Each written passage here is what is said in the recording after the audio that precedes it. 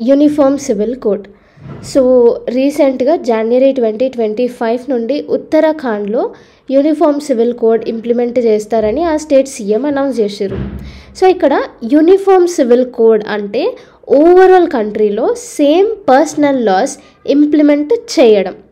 దీనికి రిలీజియన్తోని సంబంధం ఉండదు. Marriage, divorce, maintenance, inheritance, adoption, ఆస్తి పంపకాలు, ఇవన్నిటికీ అన్ని రిలీజియన్స్కి వేరే వేరే లాస్ ఉంటుండే. కానీ యూనిఫామ్ సివిల్ కోడ్ ఇంప్లిమెంట్ చేస్తే అందరికీ ఒక్కటే లా వర్తిస్తుంది. మన కాన్స్టిట్యూషన్లో directive principle of state policy కింద ఆర్టికల్ 44 యూనిఫామ్ సివిల్ కోడ్ గురించి చెప్తుంది. ఇప్పుడు ప్రజెంట్ అయితే హిందూస్, సిఖ్స్, జైన్స్, బుద్ధిస్ట్ వీళ్ళందరికీ హిందూ సక్సెషన్ యాక్ట్ 1956 అనేది ఉంది.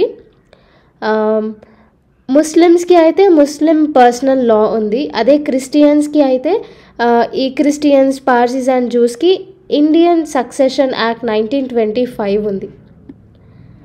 సో డిఫరెంట్ రిలీజియన్స్కి డిఫరెంట్ లాస్ అనేవి ఉన్నాయి. సో ఈ యూనిఫామ్ సివిల్ కోడ్ కింద ఈ పర్సనల్ లాస్ సేమ్ చేస్తే జస్టిస్ సిస్టమ్ కూడా ఈజీ అవుతుంది.